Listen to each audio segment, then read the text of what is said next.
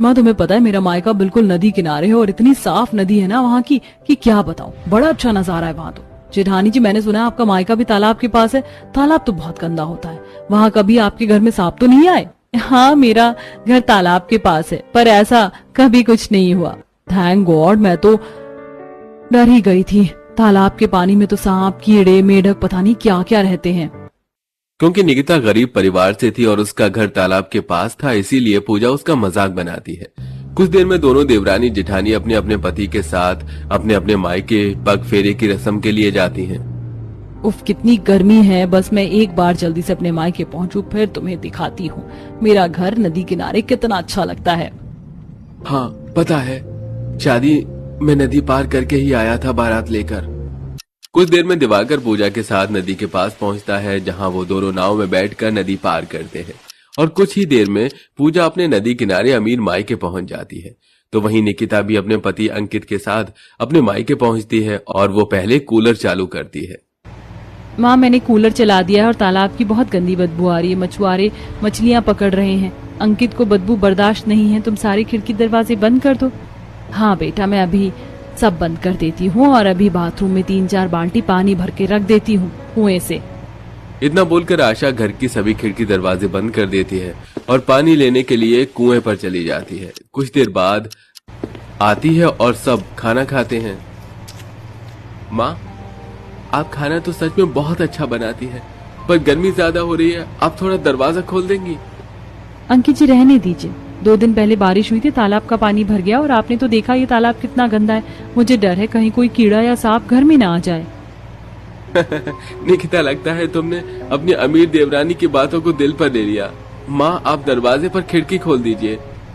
अंकित के कहने पर आशा घर के सभी खिड़की दरवाजे खोल देती है और अंकित कुछ समय के लिए घर से बाहर जाकर अकेला तालाब के पास खड़ा हो जाता है, जहां वो कुछ मछुआरों को मछलियां पकड़ते देखता है। तो वहीं कुछ आदमी अपने गाय भैंस को नहला रहे होते हैं। अरे बेटा तुम तो आशा बहन के दामाद लग रहे हो, यहाँ क्यों खड़े हो? ये तालाब का पानी अच्छा नहीं है। हाँ मैं जानता हूँ, लेकिन इस तालाब के पानी से मुझे क्या दिक्कत हो सकती है? मैं तो बस आराम से खड़ा होकर ये देख रहा हूँ। मुझे काफी शांति जो मिल रही है और मुझे बहुत अच्छा लग रहा है इस तरह मछुआरों को मछलियां पकड़ते हुए देखकर और आप लोगों को गाय भैंसों को नहलाते हुए। अंकित को देख आशा और निकिता की सारी परेशानियां खत्म हो जाती हैं। तो वहीं दूसरी ओर खुद पूजा कमरे की खिड़कियां खोलती है और अपने पति को नदी दिखाती है। देख रहे हो हमारे यहाँ की नदी, तुम किसी पूजा तुम इतना अच्छा नजारा मुझे दिखा रही हो तो नदी के पास भी ले चलो, देखो बच्चे भी खेल रहे हैं वहाँ। दिवाकर के कहने पर पूजा अपने पति के साथ नदी के पास आती है, जहां वे दोनों काफी देर तक बैठते हैं। देखते ही देखते रात हो जाती है और अमीर पूजा अपने पूरे परिवार के साथ खाना खाकर नदी किनारे आती है, जहां वो लोग आइसक्रीम खरीदते हैं और नदी के ही पास टहलने लगते हैं, जहां अच्छी हवा भी चलती है। दामाद जी कितना अच्छा रहता अगर आप कुछ दिन यहाँ रहते, तब आपको पता चलता नदी किनारे घर होने के कितने फायदे होते हैं। अब यहाँ से जब आप रात को घर जाओगे सोने, देखना कितनी अच्छी नींद आएगी और गर्मी का तो एहसास ही नहीं होगा। सही कह रही है माँ आप। इस तरह जहाँ एक तरफ अमीर पूजा अपने पति और परिवार के साथ नदी में मजे ले रही होती है, तो वहीं रात को जब पूरा परिवार खाना खाने के बाद सो रहा होता है तो वो लोग मच्छरों से परेशान हो जाते हैं। ये कितनी गर्मी लग रही है और मच्छर भी काट रहे हैं। हाँ दामाद जी घर के बाहर ही तालाब है ना, इसीलिए रात को मच्छर काटते हैं। आप खिड़की बंद कर दीजिए और मच्छरदानी में सो जाइए। मैं आपके बिस्तर की तरफ अगरबत्ती जला देती हूँ, मच्छर नहीं काटेंगे।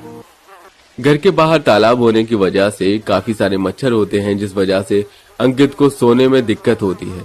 और अब आशा खिड़की दरवाजे बंद कर देती है और अगली सुबह जब पूरा परिवार उठता है तो वो देखता है कि पीने का पानी खत्म हो चुका है। माँ घर में तो पानी ही नहीं है। हाँ निकिता मैं बस पानी ही लेने जा रही हूँ। माँ मैं भी चलती, तुम अकेले क्या करोगी? क्योंकि घर के बाहर तालाब था और आसपास में कोई नदी भी नहीं थी, इसलिए बेचारी निकिता अपनी माँ के साथ दूर कुएं पर जाती है और वहां से कुछ बाल्टी में पानी लेकर आती है। और वहीं दूसरी ओर घर के बाहर ही नदी होने की वजह से सुमित्रा ने अपने घर में फिल्टर लगा रखा था, जो नदी का पानी फिल्टर करता था। अच्छा, ये है फिल्टर। इस फिल्टर की मदद से नदी का पानी आप लोग पी जाते हैं। वैसे नदी का पानी तो मीठा होता है, फिर फिल्टर करने की क्या जरूरत है? बेटा, नदी का पानी कितना ही मीठा क्यों ना हो, पर कई बार उसमें लोग नहाने भी जाते हैं। मन नहीं मानता, इसीलिए फिल्टर लगाना तो बहुत जरूरी है। नदी होने के फायदे हैं तो कुछ नुकसान भी होते हैं। इतना बोलकर सुमित्रा दिवाकर को फिल्टर से पीने का पानी देती है। देखते ही देखते कुछ समय बीत जाता है और नदी में चलती नाव देखकर दिवाकर का नाव में बैठने का दिल करता है और वो पूजा के साथ बोटिंग करने के लिए चला जाता है। तो वहीं अंकित देखता है कि कुछ किसान तालाब के पानी से खेत की जुताई कर रहे हैं। ये देखो निकिता, तुम हमेशा दुखी रहती हो ना कि तालाब के पास तुम्हारा घर है, जिस वजह से तुम्हें काफी दिक्कतें होती हैं। पर कई बार तालाब का पानी गरीबों के लिए जरूरी भी होता है। अगर आज तालाब न होता तो क्या जुताई कर पाते? क्या मछली पकड़ने वाले मछली पकड़ पाते? आप सही कह रहे हैं। अब अंदर चलिए, माँ पापा हमें लेने के लिए आते ही होंगे। अंकित की बात को सुनकर अब निकिता की भी नजरिया बदल जाता है और वो घर में जाती है। कुछ देर में शोभा और विनोद अपनी अमीर बहू के घर आते हैं। बहू, मैं तो पहली बार आई हूँ तुम्हारे मायके और नाव से नदी पार करके मजा ही आ गया। कितना अच्छा नजारा है यहाँ का, पर इस नदी की लहरें बड़ी तेज हैं। मैं तो कहती हूँ दूर ही रहना अपनी नदी से। अच्छा समधन जी, अब हमें इजाजत दीजिए ताकि हम अपनी बहू को यहाँ से ले जा सके। विनोद और शोभा एक ही दिन अपनी दोनों बहुओं को ले जाना चाहते थे, इसलिए पूजा और अंकित के साथ नाव में बैठकर नदी पार करते हैं और कुछ ही देर में गाड़ी से निकिता के घर पहुंच जाते हैं, जहां उसके घर के बाहर ही तालाब देखकर पूजा का मुंह बन जाता है। निकिता के गरीब मायके वालों का मजाक बनाती है। यहाँ तो दूर दूर तक कोई नदी नहीं है। आपके घर के पास तालाब है जहाँ लोग कूड़ा और गंदा पानी फेंकते और इसी में गाय भैंस को नहलाते। कितनी बदबू आ रही है। सही कहा था मैंने, पता नहीं कैसे आप लोग यहाँ रहते हैं। बहू, जरा सोच समझ कर बोलो, ये तुम्हारी जेठानी का मायका है। कोई बात नहीं पापा जी, पूजा को बोलने दीजिए। जिसकी जितनी समझ होती है वो उतना ही बोलता है। निकिता की बात सुनकर पूजा का मुंह बन जाता है और वो लोग ना चाहते हुए भी निकिता के घर रुकते हैं और अगले ही सुबह पूरा परिवार अपने घर आ जाता है, जहां एक बार फिर पूजा अपने गरीब जेठानी का मजाक बनाती है। मैंने तो आपका घर और तालाब दोनों देख लिया, पर आप चिंता मत कीजिए। कुछ दिनों में मेरी माँ का जन्मदिन है। मैं सोच रही हूँ कि आपको अपने मायके ले जाऊं ताकि आप भी देख सको नदी किनारे घर होने का कितना फायदा होता है। पता नहीं आप और जेठ जी कैसे 2 दिन उस तालाब के पास रह गए। पूजा निकिता का मजाक बनाकर वहां से चली जाती है। समय यूं ही गुजरता है और एक दिन, माँ जी, मेरी माँ का जन्मदिन है। मेरी माँ ने जेठानी जी को भी बुलाया है।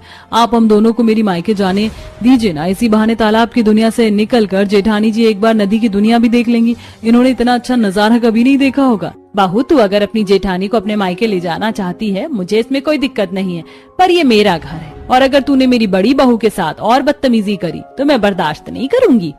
शोभा इजाजत तो दे देती है और पूजा को खरी खोटी भी सुनाती है, पर पूजा अपनी हरकतों से बाज नहीं आती और वो अपनी जेठानी को अपने मायके ले जाती है, जहां पर लोग नाव में बैठकर नदी पार कर रहे होते हैं।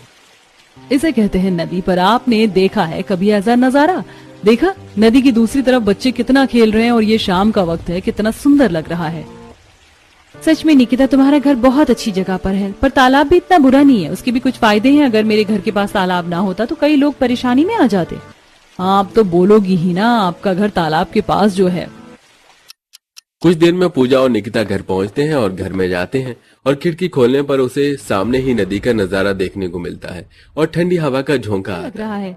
माँ, आज आपका जन्मदिन है, इसलिए मैं अपनी जेठानी के साथ यहाँ आई हूँ। चलिए अब केक काट दीजिए। कुछ देर में पूजा अपने पूरे परिवार और जेठानी के साथ मिलकर केक और कुछ सामान नदी के पास ले जाती है और अच्छी सी डेकोरेशन करके नदी के किनारे ही अपनी माँ का केक कटवाती है। और ये सब कुछ देख निकिता को अच्छा लगता है।